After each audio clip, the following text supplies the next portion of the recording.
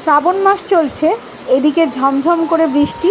সকাল তখন 5টা সাড়ে 5টা মতো বাজে, কিন্তু অন্য দিনের মতো আমি আর সকালবেলা উঠেই রান্না করতে যাইনি, যেহেতু সোমবার ছিল।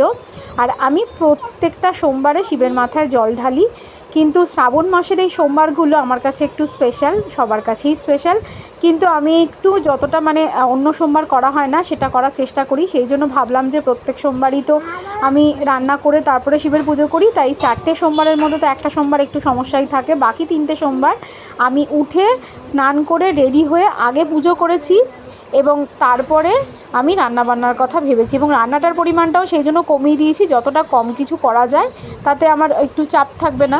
যেহেতু আগে রান্নাটা করে রাখি পরে পুজো করি, কি আগে রান্না হয়ে গেলে পুজোটা পরে শান্তিতে করতে পারি। কিন্তু এই 4টে সোমবার আমি একটু অন্যরকম, একটু রিভার্সে গেছি, উল্টো দিক দিয়ে কাজ করা শুরু করেছি।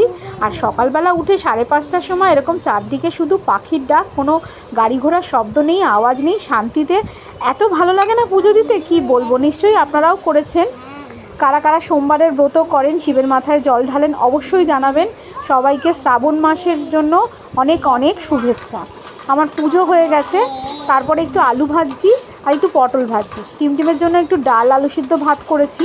আর এই আলু ভাজা পটল ভাজাটা, কিছুটা আলু ভাজা আমি নেব, কিছুটা টিমটিমকে দেবো, আর পটল ভাজাটা টিমটিমের জন্য। টিমটিম জানেন তো পটল ভাজা খেতে খুব ভালোবাসে।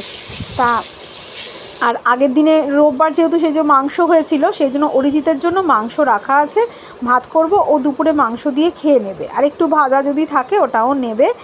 আর এদিকে আমি আমার জন্য একদম সকালে স্কুলেও খেয়ে যাবো এবং দুপুরে টিফিনে নেব বলে ডালিয়ার উপমাটা করে নিয়েছি। আমি আমার চপারে বিনস আর গাজরকে চপ করে নিয়েছি, তারপরে সেগুলোকে একটুখানি সর্ষে ফোড়ন দিয়েছি। একটুখানি বললে ভুল হবে, আমি না সর্ষেটা ফোড়নে খেতে উপমাতে স্পেশালি খুব ভালোবাসি, সেই জন্য একটু বেশি করেই ফোড়ন দিয়ে একদম অল্প তেলের মধ্যে এই সবজিগুলোকে, যেহেতু একদম ছোটো ছোটো চপ করা, সেই জন্য বেশিক্ষণ ভাজতেও লাগে না, খুব তাড়াতাড়ি সেদ্ধ হয়ে যায়। তারপরে সেদ্ধ হয়ে গেলে তার মধ্যে ডালিয়াটাকে সেদ্ধ করে রেখেছিলাম সাইডে, ডালিয়াটাকে দিয়ে মিশিয়ে নেব। এবং এইটা আমার এইবারে যেহেতু একটু ভুল হয়েছে, কি ডালিয়াটা একটু বেশি সেদ্ধ হয়ে গেছে, সেই জন্য একটু গায়ে লেগে লেগে যাচ্ছে, কিন্তু অন্য টাইমে না খুব ঝরঝরে হয় এটার মধ্যে একটু কাজু বাদাম কিশমিশও দেওয়া যায়। আমি পরে একটু ঘি অ্যাড করি, তাহলে আমার ফ্লেভারটা ভালো লাগে। আর লঙ্কাটা নিজেদের মতো, নুন মিষ্টিটা তো দেবেনই, আর হলুদটা দিই না, যেহেতু উপমা আমি একটু সাদাটাই পছন্দ করি। আমার উপমা রেডি হয়ে গেছে, তারপরে তো স্নান করাই ছিল, চাটা খেয়ে ফ্রেশ হয়ে আর স্কুলের জন্য রেডি। আমি উপমাটা খেয়ে নিয়েছি সকালে, কিছুটা টিফিনের জন্য কিছুটা নিয়ে নিয়েছি। বেশ ভালোই হচ্ছে, সকালবেলা করে বৃষ্টি হচ্ছে, যখন বেরোচ্ছি তখন কিন্তু বেশ শুকনো হয়ে যাচ্ছে চারদিকটা। টিফিন টাইমে উপমাটা দেখুন, একটু বাদাম দিয়েছিলাম, পরে বলতে ভুলে গেছি, তবে কারি পাতা ছিল না বলে দিতে পারিনি। আর শশা নিয়েছিলাম কিছুটা। স্কুল থেকে ফেরার পথে একটু মেড প্লাসে গেছিলাম। মেড প্লাস আমাদের পাড়াতেই আছে, এখানে না খুব রিজনেবল প্রাইসে অনেক কিছু পাওয়া যায়। তো আমি একটু গিয়েছিলাম আমার জন্য একটু ওটস কিনতে।